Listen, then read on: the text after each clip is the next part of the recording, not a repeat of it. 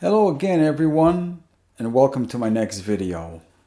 Today I present to you the continuation of Rabbi Gestetner's new series of refutations to the second Collive video of false rabbis linked below, put out by Yosef Feigelstock and Kahan, who hurl the calumny of Gett abuse against Jewish men.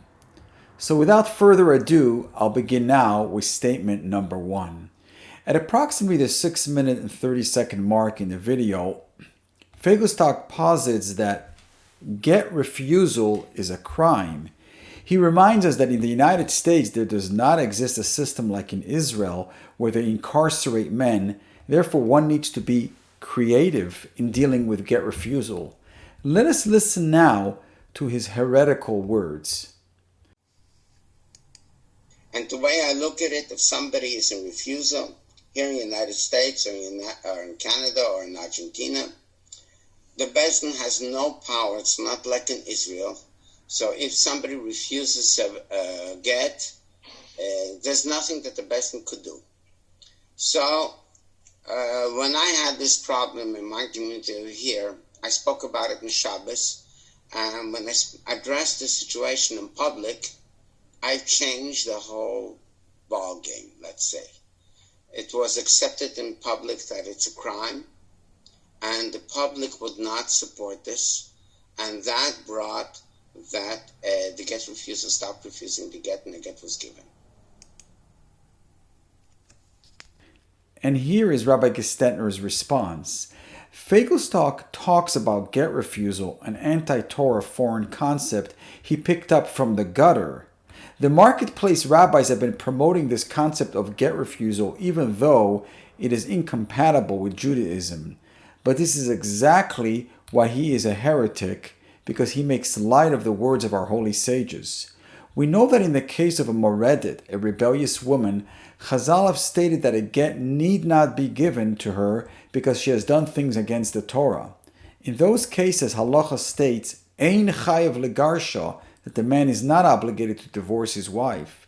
So when Feigelstock goes ahead and labels every man who refuses to give his wife a divorce on demand get, a get refuser, do you know what that implies? It implies that Feigelstock himself is a heretic for discrediting the Torah sages, who are the ones that have authorized a man to withhold the get when his wife is rebellious. Yes, Feigelstock the heretic violates the negative commandment of V'lo sosu achre levavchem, a reference to heresy.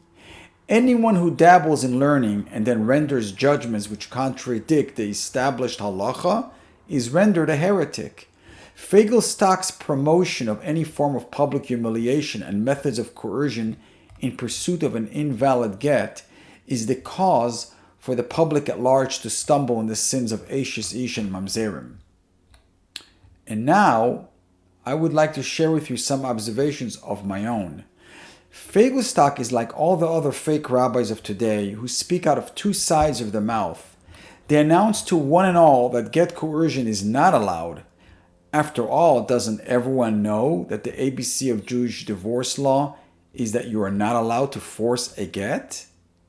But sooner or later, these rabbis get caught up in the lie when it is revealed that they actually promote get coercion.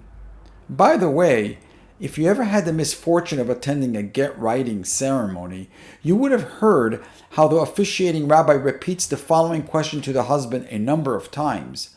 Are you sure that you are giving this get completely at your pleasure and without any duress? So I ask you now, why would the rabbi take the trouble of repeating this question to the husband so many times if a get is allowed to be coerced? It is obvious to all that not even a hint of pressure is allowed when it comes to the granting of a get. Now, did you catch when Feigelstock said that in America they don't have the Israeli system of incarceration when it comes to a get refuser? He was almost licking his lips in anticipation of the day when the Israeli totalitarian system might be imported to the United States. He ought to know, however, that any get invalidating duress that occurs outside of Beis Din is equal to the duress that happens inside of the Beis Din. There is absolutely no difference when and where the pressure occurs, because it is all the same in the eyes of Allah. While Feigelstock talks the talk about the prohibition of using force, he doesn't walk the walk. He's just another fake rabbi and Dayan Sheker who believes in Gett coercion and supports the Israeli reform system of incarcerating any man who does not give a Gett. The simple truth is that the phenomenon of so-called Gett refusal could be totally avoided entirely if only the woman were to be held accountable for her misdeeds. But the fish stinks from the head, and the only way this accountability is ever going to take place is if our corrupt leaders decide to change their old habits. Some of them are wearing pink-colored feminist glasses and do not take into consideration the human and halachic rights of the men, and others are wearing monocles.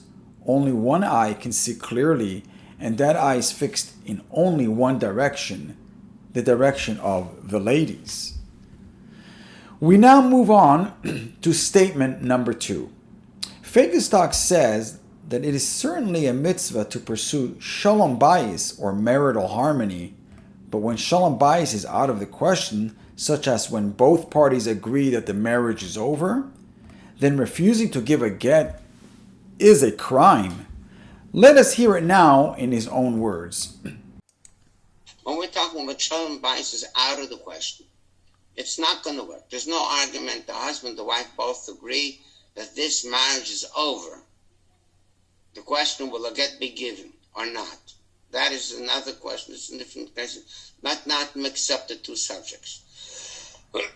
Therefore, I reached out to see my compliment over here. My compliment is that I accomplished over here, to bring it over to the other side of the ocean, and to help you guys out with this achievement. And I think things could be done to change it, and we don't have to accept these crimes that happen in our community.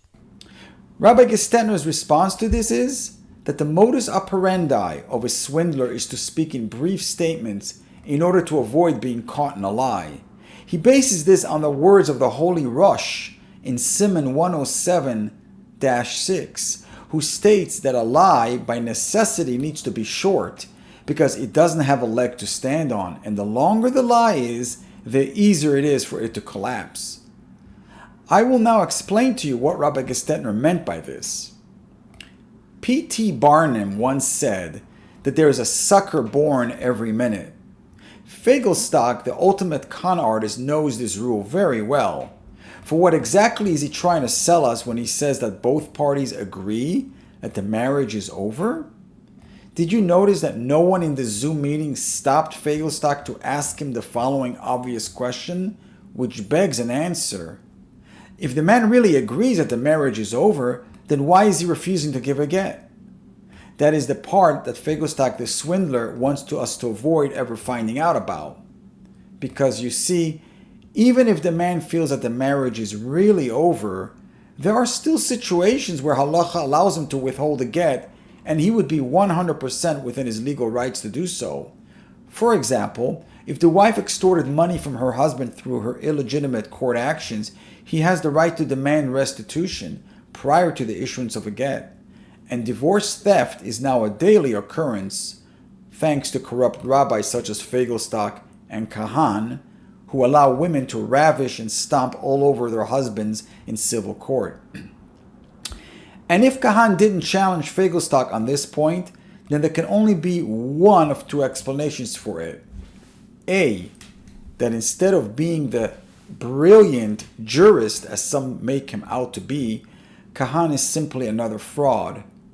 Or B, he is a perverter of Torah, a Dayan Sheker, and a wolf in sheep's clothing.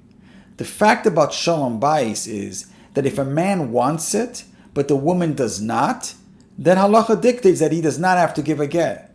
Not now and not ever. We allow and even encourage him to seek reconciliation, because another ABC of Judaism is that even the altar in the Holy Temple sheds tears in the case of a Jewish divorce.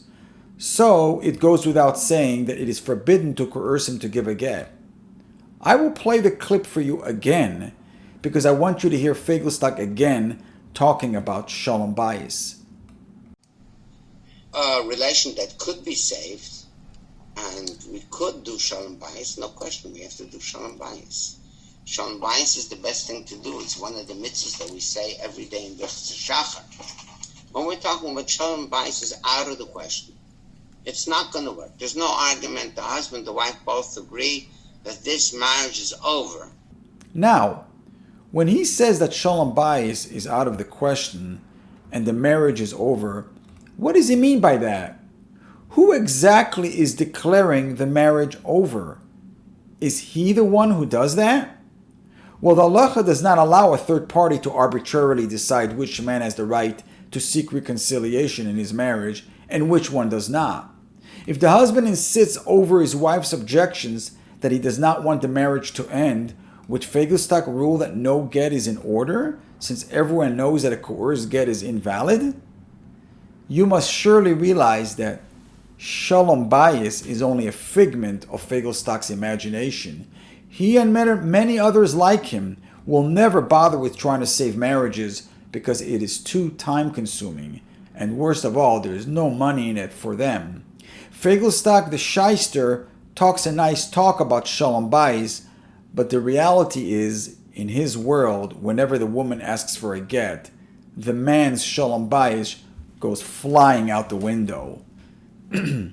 So yes, oftentimes the man will agree that the marriage is indeed over, but he still has monetary claims against his wife. The fact that wannabe rabbis refuse to address this issue does not render a man a so-called get refuser.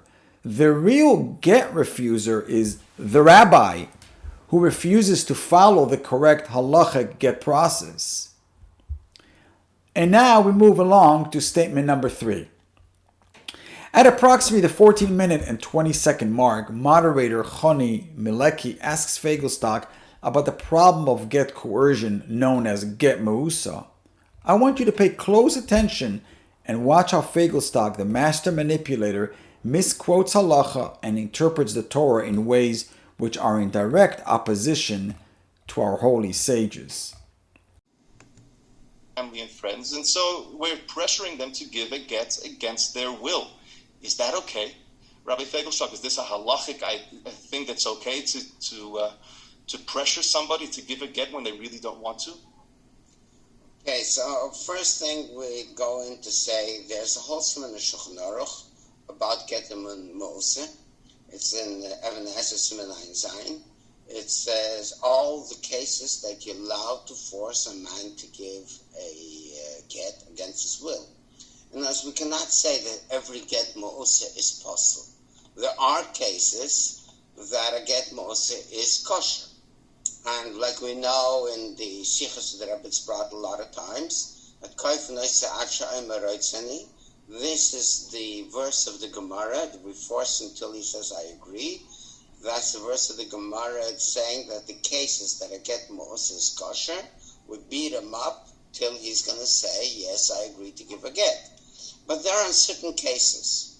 So to explain the halacha and Shulchan Aruch, let's go back, starting from the Rambam, and you'll see the Machlekes Harosh and the Rambam, and the two opinions and the Rishonim, and how things were going through the generations. So we have a Tesha Midas. The Gemara says, it's brought down in Shulchan Aruch, till in Kitzur Shulchan Aruch, that there are 9 qualities of sleeping with your husband and wife that will bring bad results into the children. One of them is Bnei Anusa. If you violate and you force your wife to have relations with you, there's a disaster in that. So the Rambam goes on top of that in Ishus Perikut Dalet, and he says a woman that doesn't want to sleep with her husband, and you ask her why doesn't she want with her husband, she says ma'astihu. She says I can't stand him. It's a very interesting thing. Also the Lashon Shulchan Aruch says moisalai. He is, I can't stand him. He is foul. He's repulsive. That means there's a mitzvah not to hate. You're not allowed to say to another Jew, I hate you. It might happen in reality, but it's a loisese, loisisnochicha belvavcha. So here we're talking about she doesn't hate him, but she says, I can't stand you. It's just like you had a fig fall on the floor and exploded on the floor and say nothing happened to it, you can eat it. But you can't tolerate that. And that's what she's saying. She can't tolerate this man. And that's the definition of the Shulchan Aruch. So the Rambam says in this case where she says, Ma'astiu, I can't tolerate this man and I can't sleep with him. Yeah? We force him to give a get because our women are not captured to be with the man they don't want against their will. Rabbi Gestetner's response to that is that Feigelstock is distorting the facts with a false veneer of credibility. The chapter in Shulchan Aruch, or Code of Law, that discusses the cases where get coercion is allowed is not chapter 77, as Feigelstock tells us, but actually chapter 154. But more than simply being a misquote, it is a red flag which tells us that he cannot be trusted for anything. But while we are on the subject of chapter 77, it just so happens that according to the Machaber and the Ramah over there, where it discusses the case of Moosa, it comes out that we do not coerce a get. And even before we arrive at chapter 154, there's chapter 134, which specifically states that a get procured through any illegal coercive means renders the get invalid. Furthermore, in another chapter along the way, namely 150, it states that a woman who remarried after receiving an invalid get must separate herself from both husbands, with any new children born being rendered mamzerim.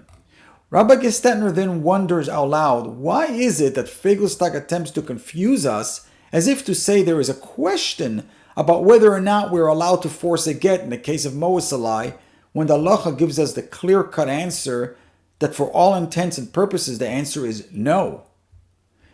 And now, once again, I give you my own response to the above.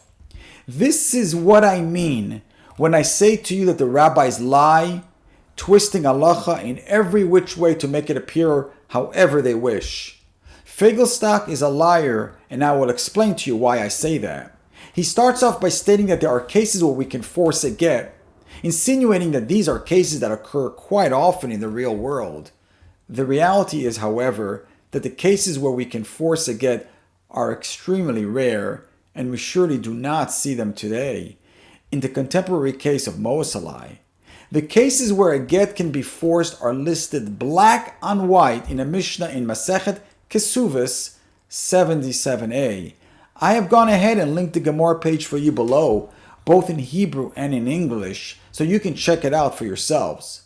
But lo and behold, Feigelstock was referring to the case of Moosa, which is not one of the cases listed in that Mishnah. He goes on to imply that since the Rambam and the Rebbe say that we can force a get, therefore that is the final halacha. So here is a case of the dishonest Collive website, which brings us a discussion featuring a self-proclaimed rabbinic judge from a bezdin in Argentina who doesn't even know the basics of halacha. And the first basic thing to know is that there is a protocol of how a halacha is decided when there is a dispute amongst the sages. For example, everyone knows the dispute between Beis Shammai and Beis Hillel. Shammai was a greater sage than the Rambam or the Rebbe, and yet do we follow Beis Shammai? No. We follow Beis Hillel, because that is the correct halachic process. Similarly, in the case of Moosa, the majority of halachic authorities disagree with the Rambam, and therefore we do not coerce a get in such a case. And although Harry Houdini Feigelstock tries to pull the Rambam out of a hat and get us to believe that the Rambam is a mainstream opinion in this case, when he really is not, no amount of disingenuous babble coming from him can change that halacha. And now we proceed to statement number 4. In the same video clip that you just saw, Feigelstock makes a reference to the Bnei Anusa. These are children who were born to a woman who did not wish to engage in relations with her husband, what we call today marital rape. The Talmud states that these children retain a kind of imperfection that can harm them later in life.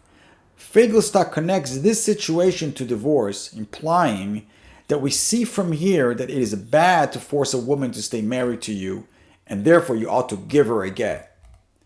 Rabbi Gestetner's response to this is that Feigelstock is producing a straw man argument here. He is muddying the water on purpose in order to fool us by introducing the element of Bnei Anusa, which has nothing to do with the topic at hand. That is because most women today who request a get have already been separated from the husbands. Many of these women have stopped going to the mikveh, and many more have even left the house or threw their husbands out of the house with a restraining order. So where does marital rape come into play here? This will be discussed in another episode where similar false reasoning will be used by Avi Kahan. So stay tuned for my next episodes where I will continue to faithfully expose Feigelstock, Kahan, and other frauds like them. Please take the time to share this video with your friends as we explore together the blatant corruption of dayanim and rabbis involved in divorce. I would also like to remind you again to not go to a bezdin in matters of divorce until such time in the future that your local bezdin has been properly vetted to ascertain that it does not rule at its own whim nor by popular feminist trends. The only acceptable solution is when it follows the halacha 100%. Thank you for watching and see you all in the next video.